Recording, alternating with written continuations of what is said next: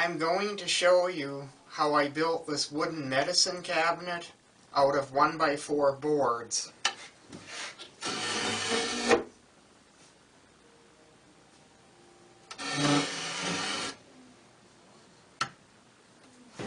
I start by cutting the boards to length using my miter saw.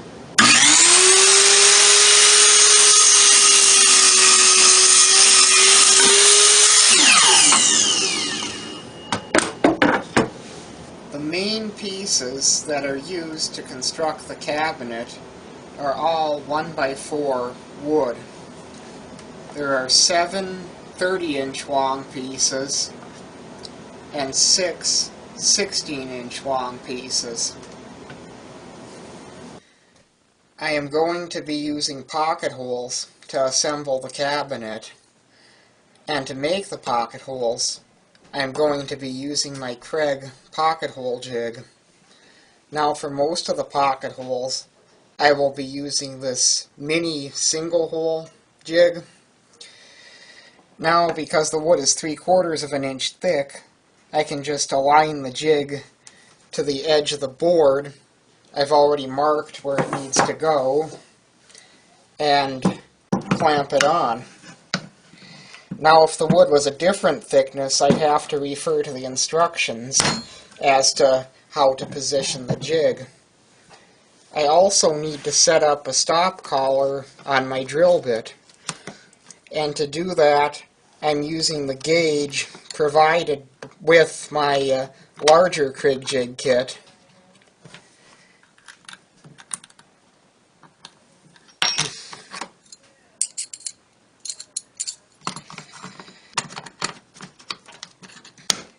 I set the collar to the thickness of 3/4 of an inch.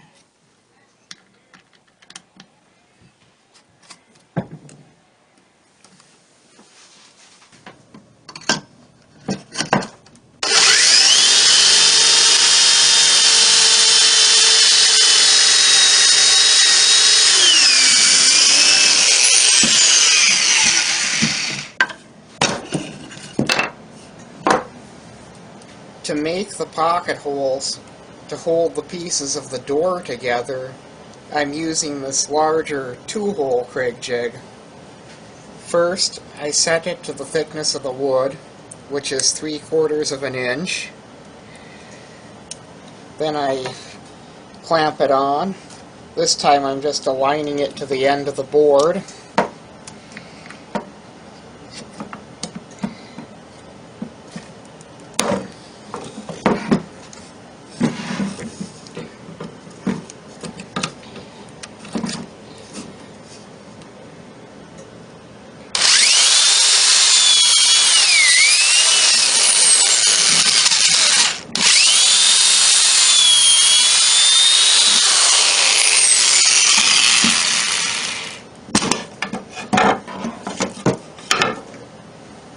The first step in finishing the pieces is to sand them with a fine 220 grit sandpaper.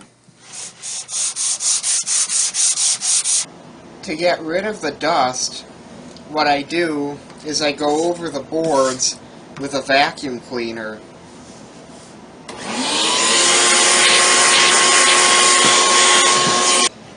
I begin assembly of the cabinet box.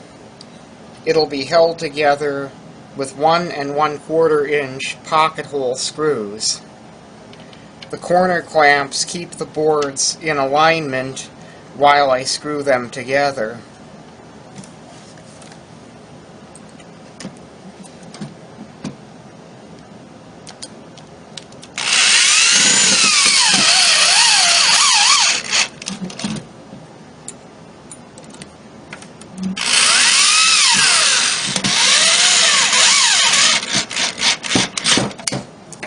The door is also assembled using 1 1/4 inch pocket hole screws, and again clamps are used to hold the boards in alignment while they are screwed together.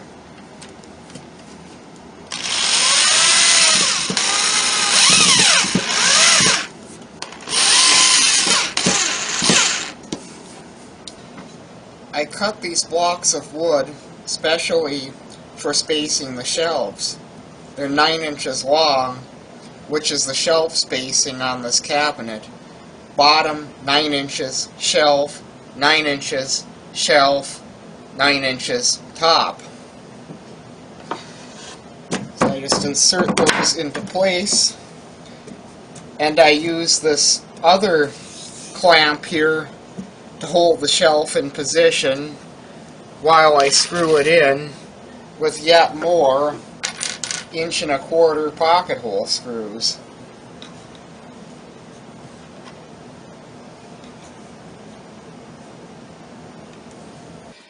I attach a block of wood here to the top of the back of the cabinet, and I also attach an identical one to the bottom of the back of the cabinet.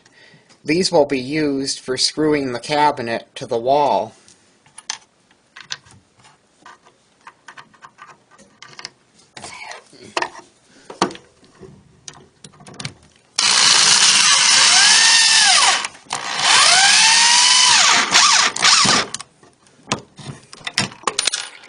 The next step is to drill the pilot holes for attaching the boards to the front of the cabinet. There will be one board here and another board on the other side, and the door will be in between them. Now for the pilot holes, I measure in 3/8 of an inch, because this board here is 3/4 of an inch thick, and 3/8 is 1/2 of 3/4, so that puts it in the middle. And then I go in 5/8 this way and 5/8 this way. For the screws I'm going to be using, I'm using a 1/8 inch bit for the pilot holes.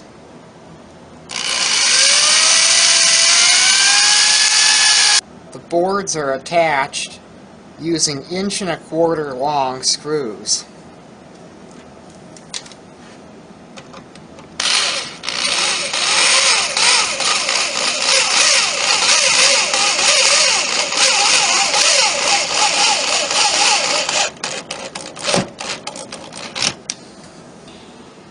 To fill in the pocket holes, I use these pocket hole plugs.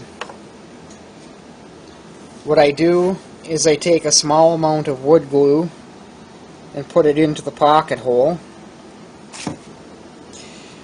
Then I insert the plug.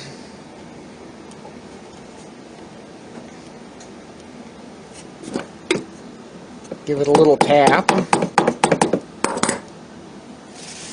and carefully wipe away the excess glue.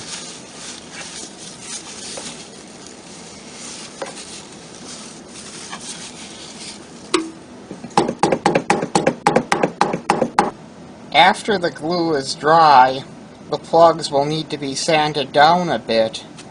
I'm using this sanding block because my belt sander won't fit into the tight space.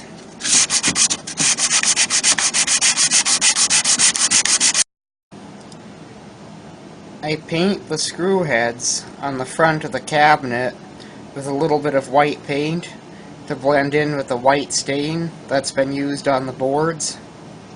This is actually appliance repair paint that I'm using. I finish the cabinet with polyurethane spray varnish.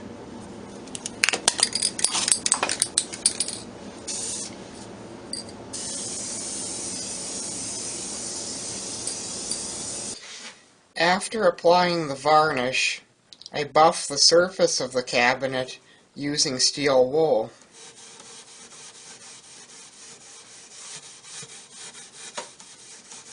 For the hinges, first I measure in 3 inches from the top and from the bottom.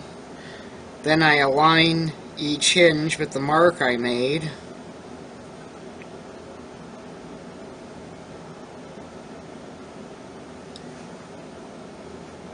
And then I use a pencil to mark where the pilot holes go for the screws.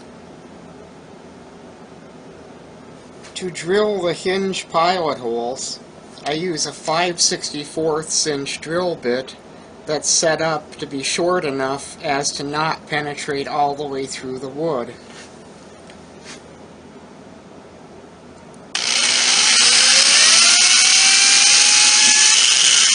I then attach the hinges using the provided screws.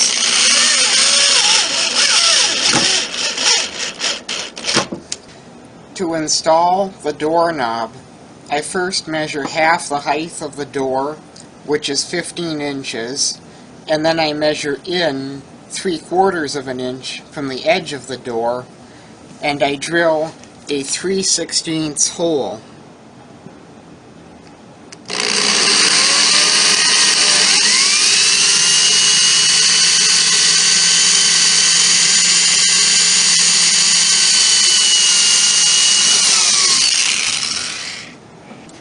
The knob is then hand tightened in place using the bolt provided with it.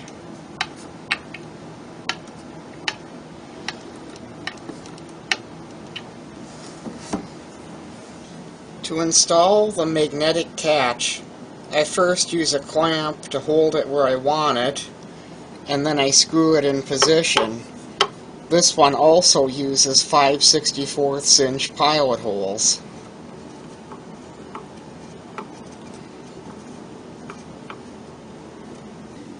Next, I use a pencil to mark where the pilot holes go in the door for the metal plate part of the catch.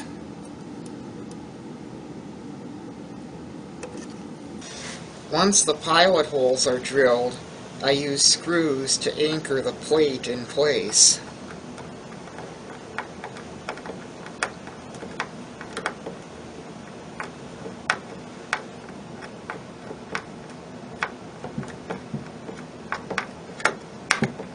The cabinet back is made from 1/4 inch thick plywood and is cut to the overall dimensions of the cabinet, which are 17.5 inches by 30 inches.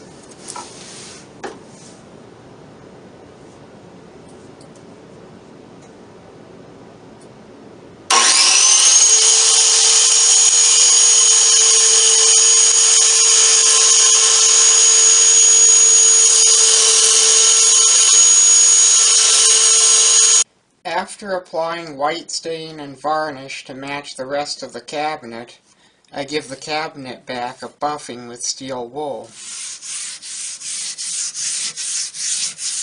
To attach the cabinet back, I'm using these 7/8 inch brass twist nails. I also use clamps to hold the back in place while it's being nailed on.